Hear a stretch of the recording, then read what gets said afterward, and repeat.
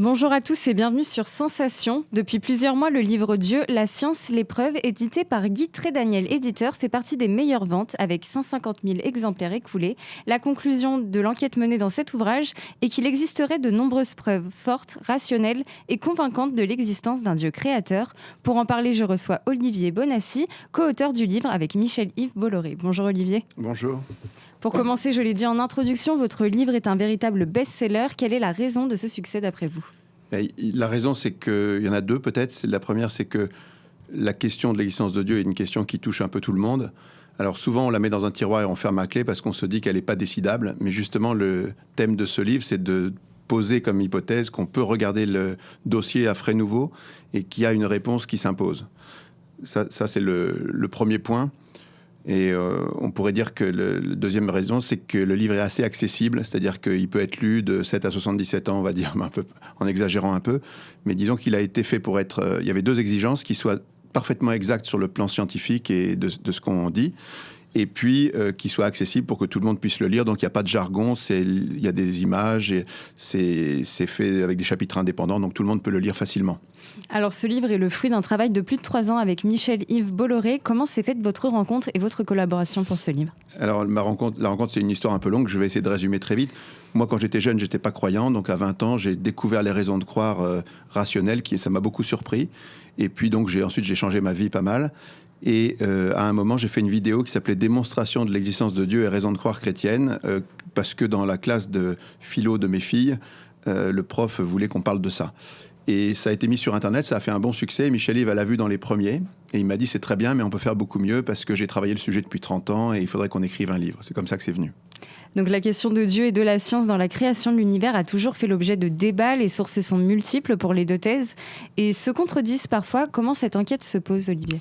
Alors l'enquête est sur plusieurs points, si vous voulez. Il y a un seul sujet, c'est est-ce qu'il existe un Dieu créateur ? On ne s'occupe pas de savoir qui est ce Dieu, est-ce qu'il s'est révélé, tout ça, non, c'est pas le sujet.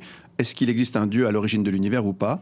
Il y a un seul angle, c'est la rationalité, mais on ouvre une douzaine de dossiers indépendants, c'est ça qui est très important, c'est des dossiers différents, et on s'aperçoit que toutes les conclusions convergent.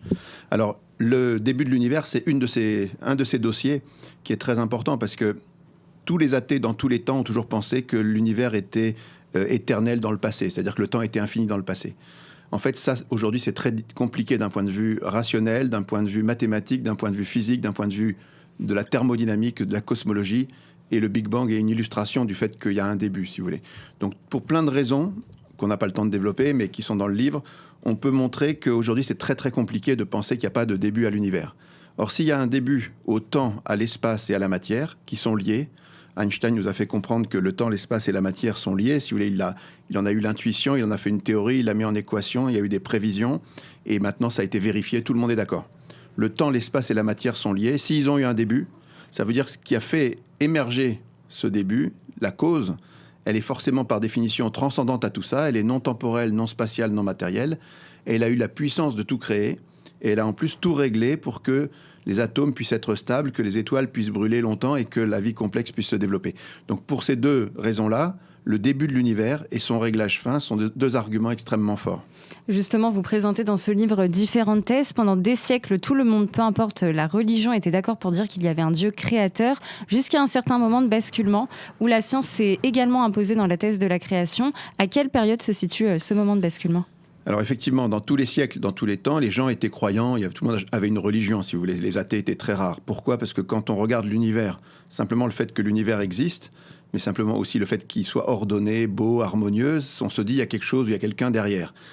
Et donc ça a été le sentiment de tous les peuples, ça a été renforcé par des preuves en philosophie, en morale, et puis la révélation judéo-chrétienne a apporté son cortège de preuves avec la Bible, Jésus, le peuple juif, des milliers de miracles, des milliers de saints, des milliers d'apparitions, des milliers de gens qui disent qu'ils ont rencontré Dieu, donc ça faisait un énorme paquet de raisons de croire en Dieu.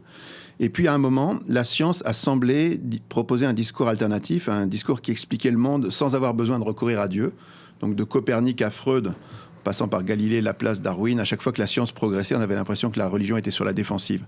C'était pas que les découvertes de la science remettaient en question Dieu, pas du tout. L'héliocentrisme ou l'évolution, ça remet pas en question Dieu. Mais ça bousculait les gens dans leur vision du monde, et en plus, ça donnait l'impression que la science se mettait à répondre à toutes les questions, et finalement, elle allait peut-être répondre à tout sans avoir besoin de Dieu. C'est là qu'il y a un changement énorme au basculement des 19e et 20e siècles avec toutes les découvertes nouvelles.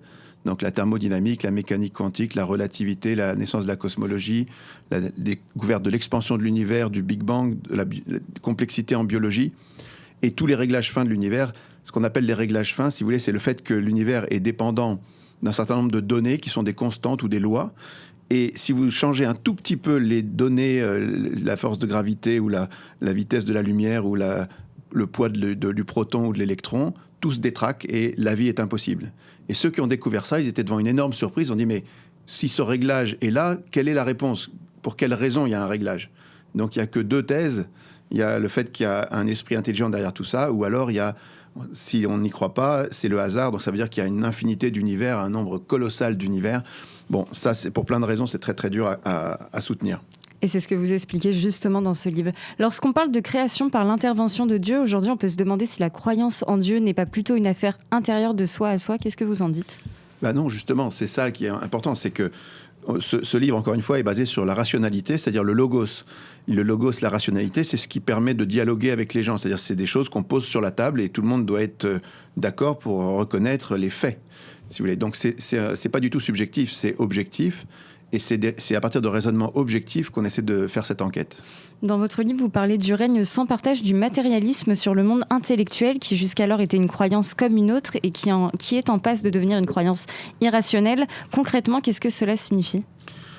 Ça signifie que les athées réfléchissent aussi. Vous savez, dans l'Antiquité, il n'y avait pas très très peu d'athées. Il y en a eu chez les Grecs, chez les Romains, Parménide, Lucrèce. Ils ont bâti un principe très beau, très juste, qui s'appelle ex nihilo nihil. Ça veut dire du néant absolu, il n'y a rien qui peut sortir. Donc les athées ont dit, puisque du néant absolu, si un jour il y avait eu un néant absolu, il y aurait toujours un néant absolu.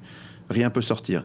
Donc il n'y a jamais eu de néant absolu. Il y a toujours quelque chose il y a forcément quelque chose qui a toujours existé. Alors est-ce que c'est la matière comme ils le pensaient eux, ou est-ce que c'est un Dieu qui donne naissance à la matière ? C'est les deux options.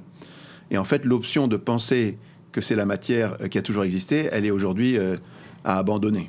En parlant de la matière, vous abordez dans l'un de vos chapitres le passage de la matière au vivant qui était quasiment improbable. Quelles sont les différentes théories à ce sujet que vous exposez ?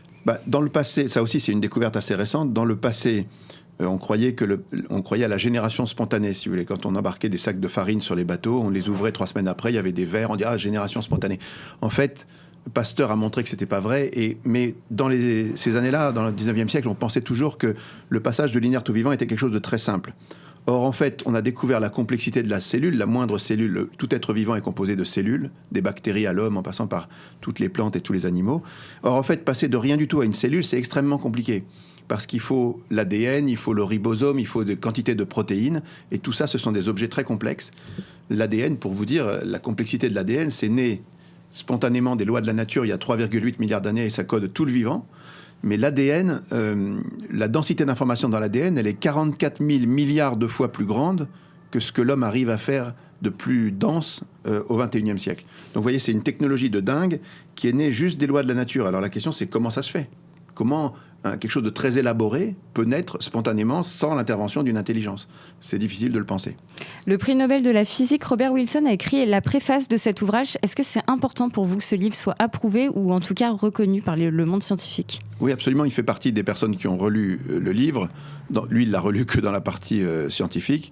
Mais c'est très important parce qu'on tenait à être juste et à prendre le temps d'écrire un livre qui soit sûr pour ne pas raconter n'importe quoi aux gens. La suite, après ce livre, c'est un documentaire ou la suite d'un livre peut-être ? Alors, ce livre, comme je vous disais, répond à une question très limitée. Est-ce qu'il existe un Dieu créateur ? Donc beaucoup de gens nous disent, mais alors qui est ce Dieu ? Donc ça peut être un tome 2. Pour l'instant, on ne l'envisage pas. C'est à chacun de mener l'enquête. C'est assez facile de trouver qui est le Dieu après. Mais ce qu'on peut dire, c'est que ce livre, aujourd'hui, on veut le développer le mieux possible. On veut faire des débats avec des gens. Il y en a plusieurs qui vont se tenir cette semaine. C'est intéressant parce qu'on va voir si les opinions des uns et des autres peuvent s'éclairer, se rejoindre, ou s'il y a des thèses qui tiennent et des thèses qui ne tiennent pas. Notre conviction, c'est que le dossier est extrêmement fort. C'est que c'est tout à fait clair aujourd'hui. Et donc, on va essayer de le prolonger en débat. Effectivement, il y aura un documentaire qui va sortir, j'espère, début 2023. Et puis, on va aussi le promouvoir dans une 40aine de langues à l'étranger. Très brièvement, pour conclure, l'objectif de ce livre en quelques mots. Non, c'est de donner aux gens tous les éléments pour qu'ils puissent être le jury de cette enquête. C'est à eux de juger, c'est à eux de voir sur chacun de ces dossiers qu'on ouvre, quel est selon eux le plus raisonnable. Est-ce que c'est la thèse Dieu existe ou la thèse Dieu n'existe pas? Nous, on ne cache pas notre conclusion. Dans la conclusion, c'est le matérialisme est une croyance irrationnelle. C'est ce qu'on pense. Chacun jugera à partir du dossier mis sur la table ce qui conviendra pour lui de décider. Merci Olivier Bonassis d'avoir été avec nous sur Sensation. Et pour revoir ou réécouter cette émission, rendez-vous sur le site et l'application Radio Sensation.